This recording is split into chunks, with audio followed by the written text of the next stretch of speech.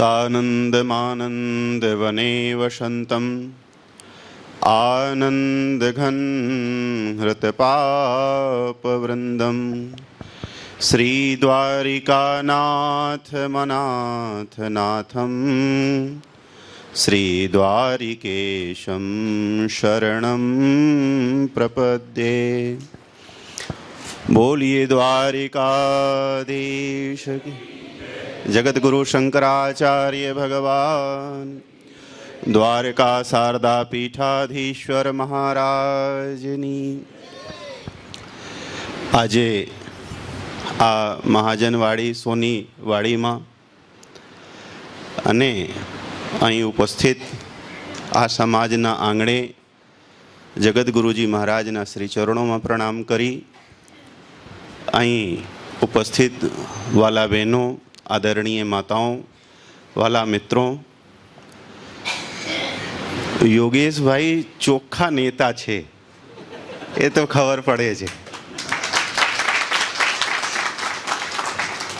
નેતાનો અર્થ જ છે કે જે નેતા સમાજને ધર્મ માર્ગ ઉપર લઈ જવાની એમનું સામર્થ્ય હોય એને જ નેતા કહેવાય. અને એમની વાણી એકદમ સારી, વ્યવસ્થિત અને બધાને હૃદયની વાત જે લાગણી હોય એ એવા વાત કરીને એકદમ સહજતાથી આવીને બેસી ગયા એવા યોગેશભાઈ, અહીં ઉપર મારા ચેતનભાઈ, મહેશભાઈ, કુમારભાઈ અને સર્વે જ્ઞાતિજનોના સભ્યશ્રીઓ, આજે આપણે કોઈ એવા વસ્તુ નથી કે જે કોઈ આપણે ફંક્શન કરીએ, કોઈ આજ ઉત્સવ છે. ઉત્સવ એટલે કે જ્યારે આપણે ઘરનું કોઈ પણ કાર્ય હોય તો એ ઉત્સવ કહેવાય, પણ જ્યારે સાક્ષાત પરમાત્મા મળે તો એ મહોત્સવ કહેવાય છે. યોગેશભાઈ બહુ સારી વાત કરી કે તીર્થોને દર્શન આપણે ન કરી શકીએ, એમનો દેવતાઓને દર્શન ત્યાંથી આપણે ન કરી શકીએ, તો ત્યાંના શંકરાચાર્યનો દર્શન તમે કરી લો તો સાક્ષાત ભગવાન દ્વારકાધીશનું દર્શન થઈ જાય. આજે ભગવાન દ્વારકાધામ અને દ્વારકાધામમાં પરમાત્માનો બે વિગ્રહ હોય. પરમાત્માનો એક નિર્વિશેષ વિગ્રહ હોય અને એક સવિશેષ વિગ્રહ હોય. એક નિર્ગુણ વિગ્રહ હોય, એક સગુણ વિગ્રહ હોય. ભગવાન પાસે જશો તો ત્યાં તમે પ્રશ્નો ન કરી શકો, તમે એમને દર્શન કરી તૃપ્ત થઈ જશો, કેમ કે એમની જે અમીય દૃષ્ટિ તમારા ઉપર પડે તો એ અમીય દૃષ્ટિથી પણ ભગવાનને પણ ઈચ્છા થાય છે કે તમારા સાથે એ વાત કરવા આવે, તમારી સમસ્યાઓને સાંભળે. આ સંસારમાં અનેક જાતની જે સમસ્યાઓ છે એ સમાધાન પરમાત્મા કરે. એ પરમાત્મા આવે કઈ રીતે? તો એ જ પરમાત્મા સાક્ષાત શંકરાચાર્યના રૂપમાં આવીને આપણા લોકોના વચ્ચે ઉપસ્થિત થઈ અને આપણા જીવનને અનેક જાતની જે સમસ્યાઓ હોય એ સમસ્યાઓને સમાધાન તરફ લઈ જવાના કાર્ય મારા ગુરુજી કરી રહ્યા છે, જગતગુરુજી કરી રહ્યા છે.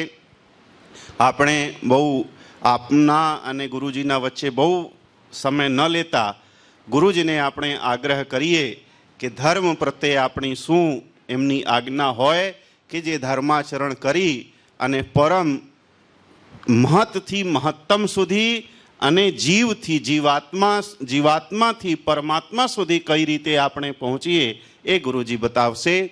બોલીએ જગતગુરુજી મહારાજ કી, દ્વારિકાધીશ. ગુરુજીનું પ્રવચન થાય એમના પહેલાં એમનું વિરદાવલીનો પાઠ ब्रह्मचारी विश्वरूपानंद जी करशे. तो ब्रह्मचारी विश्वरूपानंद जी को हम प्रार्थना करते हैं कि आप विरदावली का पाठ करें. ओम श्रीमन्महागणाधिपतये नमः. सजयति सिन्धुर्वदनो देवो यत्पादपङ्कजस्मरणं वासरमणिरिव तमसां राशीन्नाशयति विघ्नानां नारायणसमारम्भां शङ्कराचार्यमध्यमाम् अस्मदाचार्यपर्यन्तां वन्दे गुरुपरम्पराम्। श्रीमत्परमहंसपरिव्राजकाचार्यवर्याः पदवाक्यप्रमाणपारावारपारिणाः यमनियमासनप्राणायामप्रत्याहार धारणाध्यानसमाध्यष्टाङ्गयोगानुष्ठाननिष्ठाः तपश्चर्याचरणचक्रवर्तिनः अनादिगुरुपरम्पराप्राप्तवैदिकधर्मप्रचारणपरायणाः सकलदर्शनसमन्वित वेदवेदान्तसिद्धान्तप्रतिपादकाचार्याः निगमागमसारहृदयाः सर्वतन्त्रस्वतन्त्राः वर्णाश्रमसदाचारशिक्षकाः विश्वकल्याणमानसाः अखण्डभूमण्डलाचार्याः अनन्तश्रीविभूषितजगद्गुरु श्रीमदाद्यशङ्कराचार्य भगवत्पादस्थापितमर्यादापोषणपरायणाः परापरविद्याविद्योतितान्तःकरणाः गोमतीतीरवासिनः पश्चिमाम्नायद्वारका शारदापीठाधीश्वराः अनन्तश्रीविभूषितजगद्गुरु शङ्कराचार्य स्वामी श्री सदानंद सरस्वती स्वामी वर्याः विजयन्ते तराम। धर्म की अधर्म का प्राणियों में विश्व का गौमाता की गोहत्या पूज्यपाद जगद्गुरु शंकराचार्य भगवान की, श्री द्वारिकाधीश भगवान की, श्री चंद्रमौलीश्वर भगवान की, श्री जगदम्बा महारानी की। हर हर महादेव। ओम कल्याणानां निधानं कलिमलमथनं पावनं पावनानां पाथेयं यनमुमुक्षो सपदि परपदप्राप्तये प्रस्थितस्य विश्रामस्थानमेकं कविवरवचसां जीवनं सज्जनानां बीजं धर्मद्रुमस्य प्रभवतु भवतां भूतये रामनाम। ॐ नमः परमहंसास्वादित चरणकमलचनमकरन्दाय भक्तजनमानस निवासाय श्रीरामचन्द्राय। श्रीराम जय राम जय जय राम।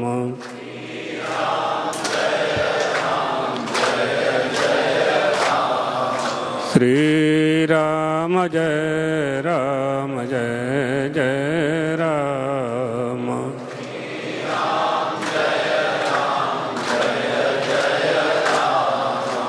द्वारकाधीश भगवान की, आनंद कंद भगवान रामचंद्र की, जगदम्बा महारानी की, जगद्गुरु शंकराचार्य सद्गुरुदेव भगवान की। हर हर महादेव। कार्यक्रम के आयोजक सोनी महाजन समाज के सभी पदाधिकारी, क्षेत्र के आमदार महोदय, देवियों, सज्जनों, मनुष्य के जीवन के वो क्षण अत्यंत दुर्लभ होते हैं जब उसे सत्संग करने का अवसर प्राप्त होता है। राम का नाम, श्री राम का नाम लेने का अवसर प्राप्त होता है। जगदम्बा की आराधना करने का अवसर प्राप्त होता है। विश्व में करोड़ों लोग हैं, अरबों लोग हैं, 8-9 अरब की जनसंख्या है। कितने लोग राम का नाम ले पाते हैं?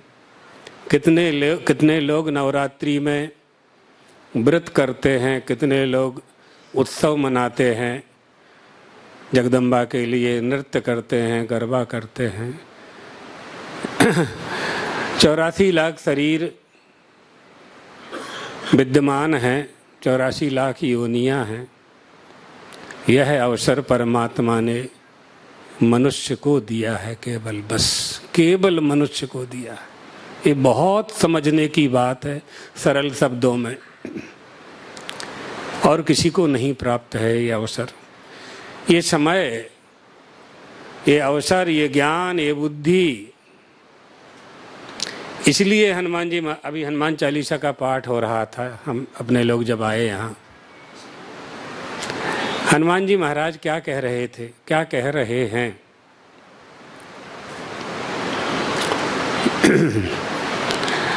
भूत ये राम नामो, राम का नाम प्राणी मात्र का कल्याण करे। हमारे यहाँ द्वारका में संकीर्तन मंडल है एक, प्रेम भिक्षु जी महाराज का, यही नाम है ना? हाँ, प्रेम भिक्षु जी महाराज। और भी जगह गुजरात में 10-5 जगह हैं उनके क्षेत्र, हनुमान दांडी में भी है। अखंड कीर्तन चलता है, अखंड कीर्तन चलता, राम धुन चलती रहती। यहाँ भी करते होंगे लोग, करना चाहिए, अच्छा है। हनुमान जी का आदेश है, भूत ये राम नामो, भूत यानी प्राणी, मनुष्य, प्राणी मात्र का, राम का, प्राणी मात्र का कल्याण करे। कौन करे? राम का नाम, राम नहीं, श्री राम तो बहुत बड़ी बात है, बहुत बड़ी बात, बहुत ऊपर, तुरीयातीत। केवल राम का नाम प्राणी मात्र का कल्याण कर दिया करता है। क्यों कर देता है कल्याण? प्राणी मात्र का, राम का नाम क्यों कल्याण कर देता है? कहा कल्याणानाम निधानम, निधि एटले खजाना। पहले तो बैंक नहीं थी ना, तिजोड़ियां भी नहीं थी, तो लोग धरती में गाड़ देते थे, अपना पूर्वज धरती में हंडा में रख करके गड़ा देते थे। श्री राम का नाम कल्याण का खजाना है। निधि यानी संपत्ति, निधि माने खजाना, निधि माने दागीना, निधि माने प्राण धारण की शक्ति प्रदान करने वाली वस्तु। राम का नाम जिसका खजाना हो जाए, राम का नाम जिसके लिए महत्वपूर्ण हो जाए। आप किससे प्रेम करते हो? सारे मनुष्य किससे प्रेम करते हैं? जो हमारी प्राणों की रक्षा करता है, हम उसी से प्रेम करते हैं। वो कौन है? वो आत्मा है। आत्मा कौन है? राम ही आत्मा है हमारी, राम ही हमारा आत्मा है। तो हम श्री राम से ही प्यार करते हैं। संसार के मनुष्य सबसे अधिक प्यार किससे करते हैं? ये बात बीच में बता देते हैं। सबसे अधिक प्रेम मनुष्य कहाँ करता है, किससे करता है? तो सबसे अधिक प्रेम मनुष्य धन से करता है, पैसे से करता है। धन से अधिक प्रेम मनुष्य अपने पुत्र से करता है। पुत्र एटले संतान, बेटा बेटी बनने अभी गया माँ, पुत्र से करता है। पुत्र से भी अधिक प्रेम अपने शरीर से करता है, और शरीर से भी अधिक प्रेम अपनी इंद्रियों से करता है। 5 ज्ञानेंद्रियां, 5 कर्मेंद्रियां, और इंद्रियों से भी अधिक प्रेम अपने प्राण से करता है। प्राणादात्मा प्रिया परा वित्तात् पुत्रः। सबसे अधिक प्रेम मनुष्य अपने आप से ही करता है, अर्थात अपने आत्मा से ही करता है। जहाँ जहाँ उसे अनुकूलता होती है वहाँ संबंध बनाता है, रिश्तेदारी बनाता है, समधी बहबाई साला बहनोई इन सब की स्थापना करता है। लेकिन ये सब अपने लिए ही करता है, दूसरे के लिए नहीं। दूसरे को लगता है कि मेरे लिए कर रहा है ना, ये वो नहीं, वो अपने लिए ही करता है। ना बारे पत्युः कामाय पति प्रियो भवति, आत्मनस्तु कामाय पति प्रियो भवति। याज्ञवल्क्य ऋषि अपनी पत्नी मैत्रेयी से कह रहे हैं, अरे मैत्रेयी, कोई किसी से प्रेम नहीं करता है सब अपने आत्मा से प्रेम करते हैं। तो जब श्री राम को आप अपना आत्मा मान लेंगे, आप मानो चाहे ना मानो, श्री राम आपका आत्मा है, लेकिन जब आप मान लेंगे तो सबसे अधिक प्रेम श्री राम से ही करेंगे। जब जिससे हम अधिक प्रेम करते हैं उसको हम अपने पास में रखते हैं। प्राण को छोड़ करके आप कहीं जा नहीं सकते हैं, कहीं नहीं जा सकते हैं प्राणों को छोड़ करके। आपकी उंगली कट जाती है तो आप डॉक्टर से कहते हैं कि मेरी उंगली कट गई है, इसको पट्टी बैंडेज कुछ कर दीजिए, दवा औषधि। आपने डॉक्टर से कह दिया मैं अलग हूं, उंगली अलग है। ये कौन कह रहा है कि मेरी उंगली कट चुकी है, इसको ठीक कर दीजिए? जो कह रहा है वो उंगली नहीं है, ये आपने स्वयं ही सिद्ध कर दिया। बिना वेदांत पढ़े आपने सिद्ध कर दिया कि मैं उंगली नहीं हूँ, मैं कान नहीं हूँ, मैं नाक नहीं हूँ, मैं आँख नहीं हूँ, मैं 5 ज्ञानेन्द्रियाँ नहीं हूँ, मैं 5 कर्मेंद्रियाँ नहीं हूँ। भूमिर न तोयम न तेजो न वायु न खम नेन्द्रियम वा न तेषां समूहा अनैकांतिकत्वा सुषुप्तैक सिद्धि तदेको वशिष्ठ शिव केवलोहम शिवोहम शिवोहम शिवोहम शिव। मैं वो हूँ। उसे पहचानना है। उसको पहचानने वाला जो होता है, हनुमान जी महाराज उसी को कह रहे हैं। उसका नाम श्री राम है। उसका नाम श्री राम है। वो श्री राम जो कल्याण का निधान है, वो हमारी रक्षा करें। कल्याणानाम निधानम। कैसा है राम का नाम? कहा कली मल मथनम। कली के मल यानी दोष, कलियुग के दोषों का मथन करने वाला राम का नाम। कलिमल मथनम पावनम पावनानाम। पवित्रों को भी पवित्र करने वाला श्री राम का नाम है। पाथे यमयन मुमुक्षो हो। बद्रीनाथ जाते हैं आप लोग, रामेश्वर जाते हैं, द्वारका जाते हैं, जगन्नाथपुरी जाते हैं, तो रास्ते की व्यवस्था करके चलते हैं। पाथेय पथि हितम पाथेयम। मार्ग में हमारे प्राणों की जो रक्षा करे उसे पाथेय कहते हैं। એટલે कलेवा गुजराती में भाथू कहवाए छे, है ना। भाथू लईने जाओ छ। पहले तो होटल नहीं थी, रेस्टोरेंट नहीं थे, तो नाश्ता ऐसा नाश्ता बना करके ले जाते थे जो 1 महीने तक खराब नहीं होता था। अपना पूर्वज युद्ध करता था। तो पाथेयम यानी मुमुक्षो, मोक्ष के मार्ग यानी मोक्ष प्राप्ति के लिए जो चल पड़े हैं उनके लिए मार्ग का नाश्ता क्या है, कलेवा क्या है? भूतये राम नामो। राम का नाम उनके लिए कलेवा है। पाथेयम यानी मोक्ष। सपदि पर पद प्राप्त ये प्रस्ति तस्य। परम पद को प्राप्त करने के लिए जिन्होंने प्रस्थान कर दिया है वो राम का नाम, ऐसे मुमुक्षुओं का राम का नाम कल्याण करे। पाथेयम यानी मुमुक्षो सपदि पर पद प्राप्त ये प्रस्थितस्य। विश्रामस्थानमेकम। एकमात्र विश्राम का स्थान, एकमात्र कवियों की वाणी के विश्राम का एकमात्र स्थान राम का नाम। कवियों की वाणी जहाँ से प्रारंभ होती है वो राम का नाम। जीवन में जहाँ से मनुष्य की गति प्राप्त होती है वो श्री राम का नाम। और जब हम यहाँ से चले जाते हैं 80-90-100 साल में, तब भी राम का नाम, श्री राम नाम। ये जीवनम सज्जनानाम। राम का नाम सज्जनों का जीवन है। जीवन माने प्राण। प्राण धारण करने की शक्ति देने वाला राम का नाम सज्जनों का प्राण है। राम का नाम। सज्जन किसे कहते हैं? तुलसीदास जी महाराज ने विभीषण को सज्जन कहा है। राम नाम जेहि सुमिरन कीना, हृदय हरस कपि सज्जन चीन्हा। सज्जन कहा वहां। विभीषण भगवान के भक्त थे। विभीषण सज्जनों के लिए श्री राम का नाम प्राण है। जीवनम सज्जनानाम। बीजम धर्म द्रुमस्य। बीज, द्रुम यानी वृक्ष, धर्म रूपी वृक्ष का बीज है राम का नाम। बीजम धर्म द्रमस्य, धर्म का बहुत बड़ा वृक्ष है, बहुत बड़ा वृक्ष है। ये संसार एक महान वृक्ष है। इस वृक्ष का बीज कौन है? नवरात्रि प्रारंभ हुई है आज।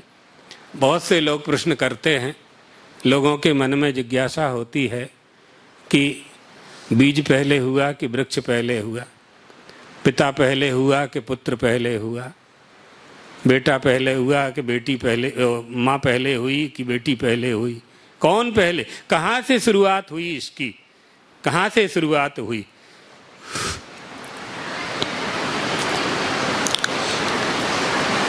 जगत की उत्पत्ति का बीज कौन है? उपादान कारण क्या है? तो इस बात को समझ लेना चाहिए। निश्चित है कि बीज ही पहले होगा, तो वो बीज क्या है? फिर वो बीज क्या है? तो हनुमान जी महाराज कहते हैं, बीजम धर्मद्रमश्च प्रभवतु भवताम भूतये राम नामो। हे प्रभो, आप ही एकमात्र संसार रूपी वृक्ष के बीज हैं, आप ही बीज। भगवान श्री कृष्ण कहते हैं, अहम बीज प्रदापिता। प्राणी मात्र की उत्पत्ति का कारण, उसका बीज मैं हूं।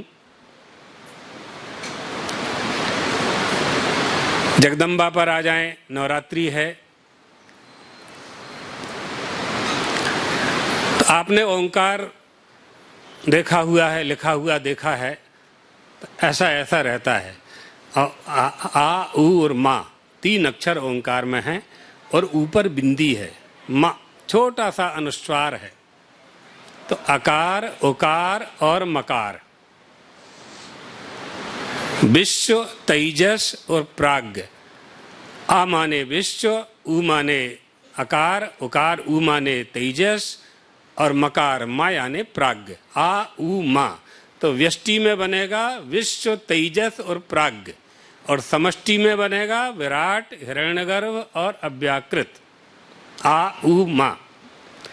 जब प्रलय होता है, सारी सृष्टि प्रलय में डूब जाती है, समाहित हो जाती है, सारी धरती जलमग्न हो जाती है, तो फिर संसार का निर्माण कैसे होता है? सब कुछ नष्ट हो जाता है। तो उपनिषद कहते हैं कि अकार, उकार, मकार, ओंकार सब का विलय हो जाता है एक दूसरे में। अकारो नयते विश्वम, उकारश्चापि तेजसम, मकारश्च भवेत् प्राज्ञो, अर्धमात्राश्च नागति। उसके ऊपर जो बिंदी होती है, ओंकार के ऊपर म बहुत छोटा, लघु से लघु म, उसका प्रलय में भी प्रलय नहीं होता। वही संसार की सृष्टि का बीज है, उसी को कहते हैं माँ। बालक जब पैदा होता है आपके घर में, जब बेटा बेटी पैदा होते हैं, तो उसके मुख से सबसे पहले निकलता है माँ। माँ शब्द सबसे पहले बोलता है बालक।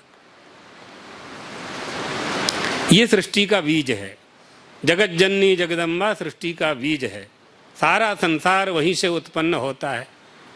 एक बार मार्कंडेय जी ने भगवान की तपस्या की, भगवान प्रकट हुए, भगवान ने कहा वरदान मांगो, कहा मैं प्रलय देखना चाहता हूँ।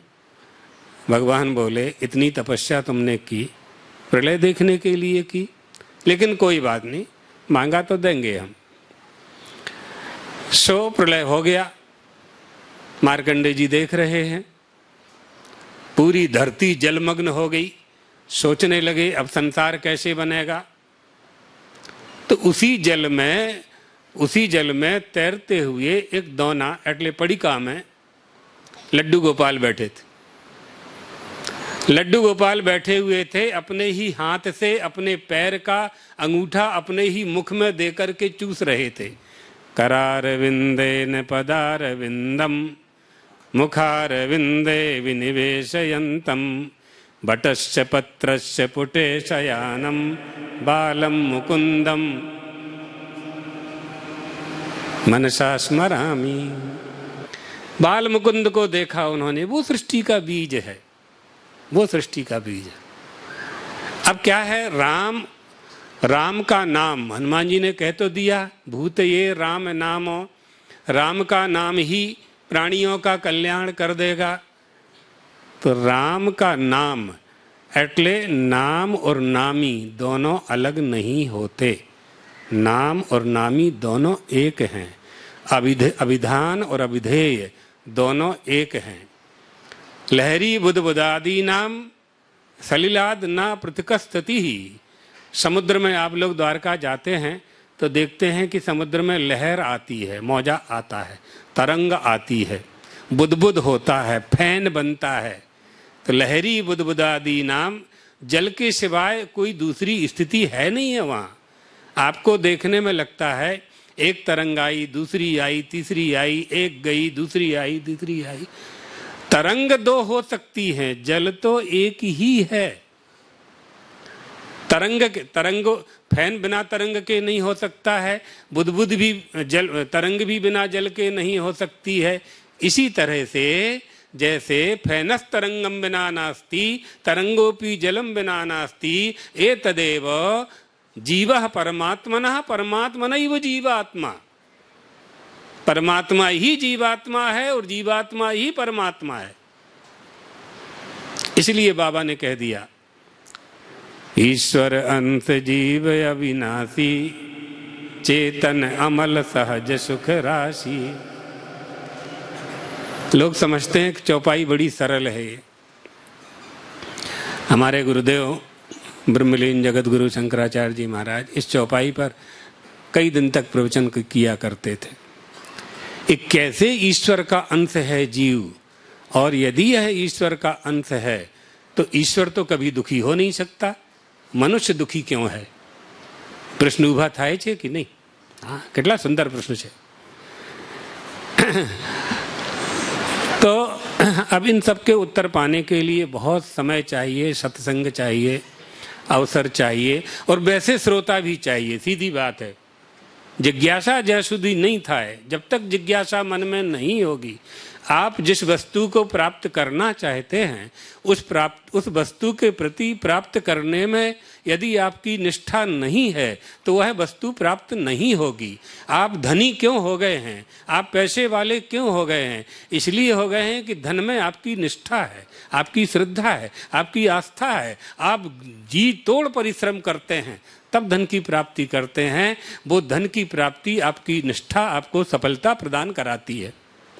इसी तरह से एक चेला था, गुरुजी के पास गया और गुरु से कहा कि गुरुदेव हमें भगवान का दर्शन करा दीजिए। तो गुरु ने कहा कि ठीक है, सवेरे आ जाना, 4 बजे हम करा देंगे ब्रह्म मुहूर्त में। सवेरे 4 बजे पहुंच गया। गुरुजी ने कहा चलो नदी में स्नान करके आते हैं, गंगा स्नान करके आते हैं, फिर तुमको दर्शन करा देंगे। गंगा किनारे गए, गुरुजी ने स्नान के लिए गंगा जल में प्रवेश किया, दूर चले गए, गहरे पानी में डुबकी लगाई, स्नान किया, फिर चेले को बुलाया और चेला से कहा बेटा तुम भी स्नान कर लो। चेला ने जैसे ही नाक बंद करके डुबकी लगाई और गुरुजी ने उसकी गर्दन दबा दी। अब पानी में छटपटाने लगा। प्राणायाम करने का जिन्हें अभ्यास नहीं है वो ज़्यादा देर तक जल के अंदर नहीं रह सकते। योग का विषय, योग जिन्होंने किया है, प्राणायाम जिन्होंने किया है, ध्यान किया है, धारणा प्रत्याहार, इन सबको जिन्होंने साध लिया है, वही बिना श्वास के कुछ देर रह सकते हैं। 30 सेकंड से 3 मिनट तक। 3 मिनट का किसी को अभ्यास हो जाए प्राणायाम का, बहुत बड़ी बात है। तो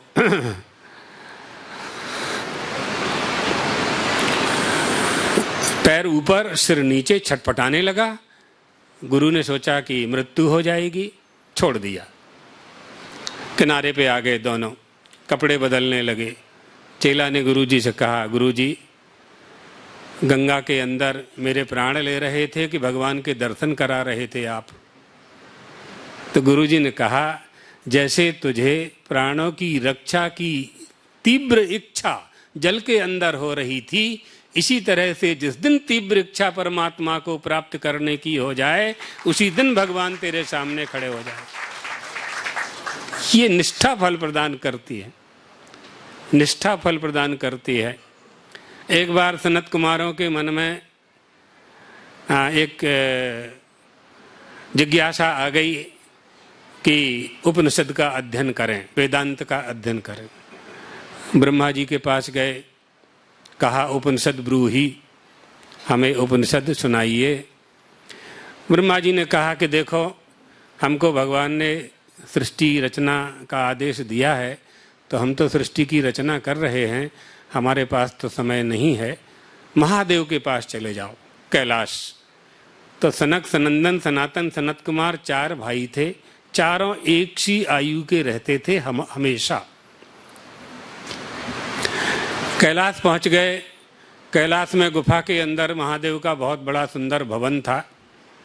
गुफा में प्रवेश किया उन्होंने देखा कि भगवान देवाधिदेव महादेव पार्वती जी को गोद में बिठा करके कुछ उपदेश सुना रहे हैं।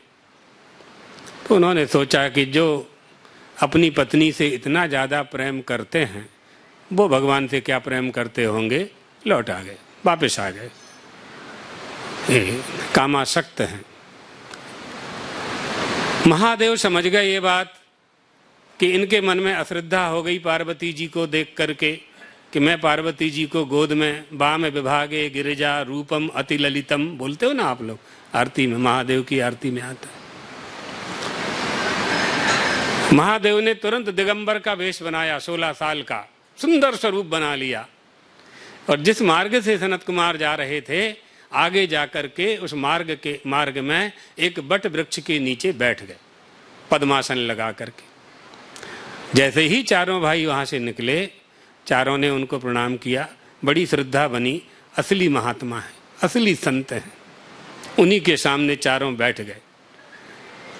महादेव सब देख रहे थे, आंख बंद किए थे, लेकिन देख रहे थे। आंख बंद करके जो देख सकता है उसी का नाम ईश्वर है। बहुत लोग पूछते हैं भगवान किसे कहते हैं, ईश्वर किसे कहते हैं। भगवान के लक्षण होते हैं, हर किसी को भगवान नहीं कहा जा सकता। महापुरुष गुरु होते हैं, गुरु को हम भगवान मानते हैं, लेकिन गुरु भगवान न मान बैठे अपने आप को। आपण जो बानो छे आपने तो हाँ, तो चारों के मन में प्रश्न आया, चारों के मन में जिज्ञासा हुई, चारों ने प्रश्न किया और महादेव ने मन से ही उनको उत्तर दे दिया। चित्रम बटतरोर्मूले वृद्धो शिष्यः गुरोर्युवाः गुरोस्तु मौनम व्याख्यानम शिष्याः संचिन्न संशयाः। गुरु भी मौन, चेला भी मौन। वहाँ प्रश्न हो रहा है, यहाँ से उत्तर निकल रहा है और शिष्य समझ रहे हैं। आश्चर्य है। चित्रम, चित्र माने आश्चर्य। बट वृक्ष के नीचे गुरु और शिष्य बैठे हुए हैं। गुरोस्तु मौनम व्याख्यानम, गुरु मौन होकर के व्याख्यान कर रहे हैं और शिष्यों के सारे संशय नष्ट हो रहे हैं। विद्यते हृदय ग्रंथि छिद्यन्ते सर्व संशयाः क्षीयन्ते चास्य कर्माणि तस्मिन् दृष्टे परावरे। जिनकी हृदय ग्रंथि का विमोचन हो गया है, अर्थात चिज्जड़ ग्रंथि का विमोचन हो गया है, जड़ चेतन की ग्रंथि जिनकी छूट गई है। विद्यते छिद्यन्ते सर्व, जिनके सारे संशय नष्ट हो गए, कोई संशय मन में है नहीं। संशयात्मा विनश्यति। कभी शास्त्र पर संशय नहीं करना चाहिए, कभी गुरु पर संशय नहीं करना चाहिए, कभी ईश्वर पर संशय नहीं करना चाहिए, कभी माता पिता पर संशय नहीं करना चाहिए। वो जो कुछ करेंगे आपके कल्याण के लिए ही करेंगे। ये निष्ठा पहले आपके मन में होनी चाहिए। हिंदू होने का पहला लक्षण, बहुत लोग कहते हैं ना आजकल बड़ा रिवाज बन गया है एक, सनातन धर्म को, हिंदू धर्म को का अपमान करने का, सनातन धर्म को जड़ से नष्ट कर देना चाहिए। कोई कहता है कि सनातन धर्म जब तक रहेगा तब तक ये देश उन्नति नहीं कर सकता। सनातन धर्म को नहीं जिन्होंने पढ़ा है, हिंदू दर्शन का जिन्होंने अध्ययन नहीं किया है, जानते नहीं हैं, हिंदू शब्द का अर्थ नहीं जानते, वो हिंदुओं पर आक्षेप करते हैं। हिंदू धर्म क्या है? एक लक्षण बता, 4 लक्षण बता देते हैं, हैं तो बहुत, हम 4 बता देते। गोषु भक्तिर्भवेद्यस्य पुनर्जन्मनि दृढ़ाशयः ओंकार मूल मंत्रस्य सवै हिंदूरिति स्मृतः। ये हिंदू धर्म है।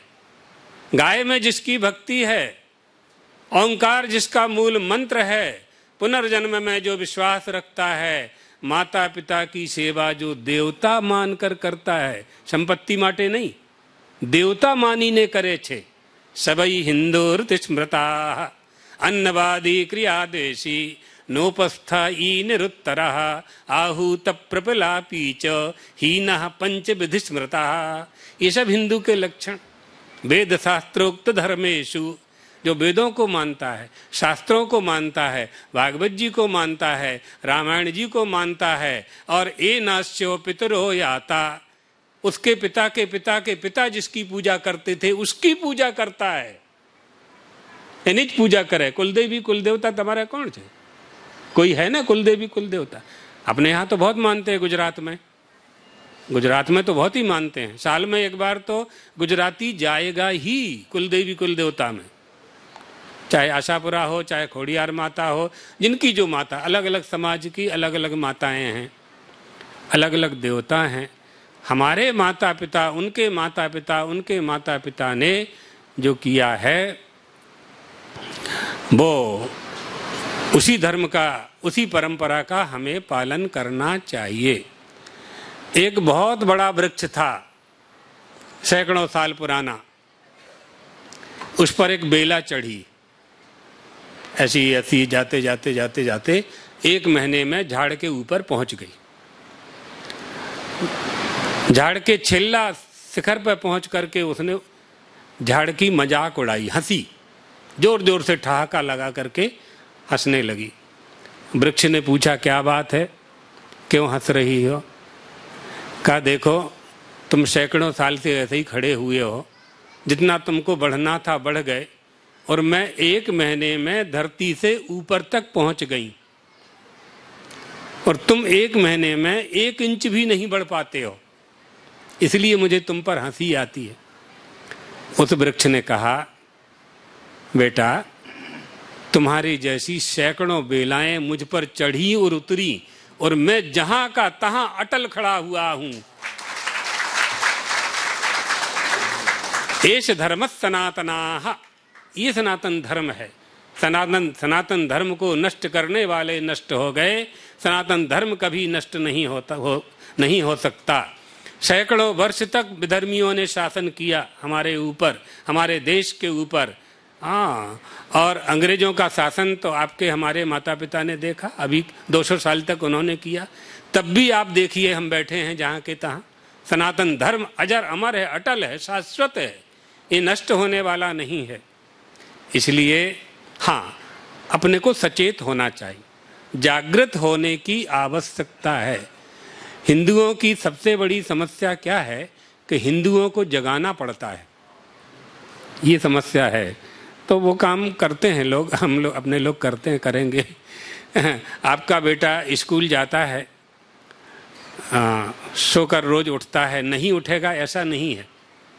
रविवार को भी वो सोकर उठता है, लेकिन सोमवार को अगर उसको 6 बजे स्कूल जाना है तो माँ 5 बजे उसे उठाती है। तो हिंदुओं को भी उठाना पड़ता है। तो इनको जागृत करने के लिए इसी तरह के कार्यक्रम होना चाहिए। ये अपना समूह होना चाहिए, अपना कुलदेवी कुलदेवता का मंदिर होना चाहिए, स्थान होना चाहिए, बाड़ी होनी चाहिए। उसमें समाज के लोग इकट्ठे होकर के अनेकता में एकता का दर्शन कैसे हम कर सकते हैं, प्राणी मात्र में हम परमात्मा का दर्शन कैसे कर सकते हैं। लोगों के मन में ये बात बैठा दी गई है कि विधर्मियों के द्वारा कि हिंदू धर्म में, सनातन धर्म में बहुत भेदभाव है और धर्म जो है झगड़ा, धर्म के कारण झगड़े होते हैं और ये होता वो होता, ये नासमझी है। धर्म ही एक ऐसा हमारे पास सिद्धांत है धर्म का, जिसके कारण से हम एक हैं और एक हो सकते हैं। धर्म का आश्रय लेकर के ही हम एक हो सकते हैं। वैसे तो एक होना बहुत कठिन है। हमारा स्वरूप, रंग, रूप, माता पिता एक होते हुए भी चारों भाई अलग अलग स्वभाव वाले होते हैं, एक होना मुश्किल होता है। तो 140 करोड़ को एक करने चले हो आप, कैसे एक करोगे? धर्म के संबंध से ही हम सब एक हो सकते हैं कि हमारा परमात्मा एक, हमारा सिद्धांत एक, हम मानवता एक। ऐसे सिद्धांत को धारण करके हम एक हो सकते हैं और अपनी पूजा पद्धति, अपना व्यवहार अलग अलग कर सकते हैं, अलग अलग हो सकता है। हमारे देवी देवता अलग अलग हो सकते हैं, लेकिन ये जो आत्मा है, ये जो परमात्मा है, जो सबके चेतन में चेतनता प्रदान करता है, वो तो एक ही है, दूसरा है ही नहीं। इसलिए वेदों ने कहा, ईशावास्यमिदं सर्वं यत्किंचित् जगत्यां जगत् तेन त्यक्तेन भुंजीथा मा गृधा कस्यचित् धनम्। सर्वत्र परमात्मा व्यापक है, ये बात समझनी चाहिए। आप देखिए, आपका एक बेटा 1000 किलोमीटर दूर रहने वाली एक किसी आपके मित्र की बेटी, दोनों की आपने शादी कर दी। मंडप के नीचे अग्नि जला करके पानी ग्रहण किया, हस्त मिलाप किया और पंडित जी ने मंत्र पढ़े और दोनों पति पत्नी हो गए। 80, 90, 100 साल तक दोनों ने अपने पति पत्नी के धर्म का निर्वाह किया। क्यों किया? एक ही माता पिता से तो पैदा हुए नहीं। कौन सा संबंध है वो? किस संबंध ने 80, 90 साल तक दोनों को एक रखा? वो धर्म का ही संबंध है। पानी ग्रहण जो हुआ मंडप के नीचे, अग्नि को साक्षी करके जो वेद मंत्र पढ़े गए, वो धर्म का ही संबंध दोनों को एक करता है। इसलिए धर्मो विश्वस्य जगत प्रतिष्ठा, धर्म से ही जगत में मनुष्य को प्रतिष्ठा प्राप्त होती है। इसलिए चाणक्य ने कहा, हमारे देश का राजा धर्मात्मा होना चाहिए। देश का राजा धर्मात्मा होगा, प्रजा धर्म के मार्ग पर चलेगी। राज्ञ धर्मणि धर्मिष्ठा पापे पापः समे समाः राजानम अनुवर्तन्ते यथा राजा तथा प्रजा।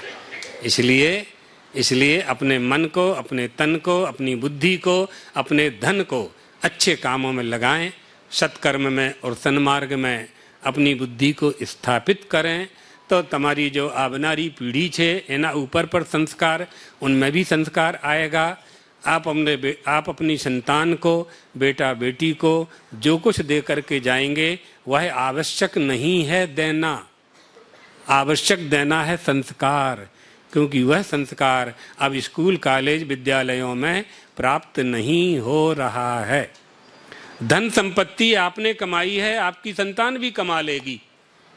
आप देखे जाएं, अच्छी बात है, कोई उसमें उनको मिलने ही वाली ही है, उनको वह मिलने ही वाली है आपकी संपत्ति। जीवे तयो मुक्ति पदेश दाय भाग, ये दाय भाग है, मिलना ही है। वो तो उनको देकर के यदि जाना है तो संस्कार देकर के जाना है। हमारी सनातन हिंदू धर्म की पद्धति, सन्मार्ग पर चलने का उपदेश दे करके जाना है। यही उन बच्चों की सबसे बड़ी संपत्ति होगी। खूब अच्छा अनुभव हुआ आप लोगों के साथ में। सोनी महाजन समाज ने ये कार्यक्रम किया। संक्षेप में हम तो सोचे कि 25-50 लोग आएंगे और छोटा मोटा सत्संग होगा, लेकिन अच्छा आयोजन आपने बना लिया। बम्बई में लोगों का इकट्ठा होना बड़ा मुश्किल होता है, समय नहीं मिलता। समय मिलता है तो ये सड़क मार्ग समय रास्ता नहीं देता।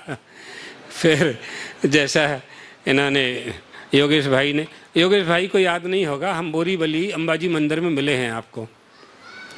हम एक प्रकल्प को लेकर के यहाँ आए थे, आप उसमें थे, बड़े गुरुजी भी थे हमारे और आप भी थे। आपने बड़े गुरुजी से आशीर्वाद भी लिया था। पुष्कर भाई जानी ख्याल छे ना। तो अब हमको ध्यान, जब आपने भाषण दिया तब हमको ध्यान में आया। तो अपना तन मन अच्छे कामों में हमें लगाना चाहिए। यही मनुष्य की मनुष्यता है। ये मनुष्य का शरीर जिस काम के लिए प्राप्त हुआ है वो हमें हमेशा याद रहना चाहिए।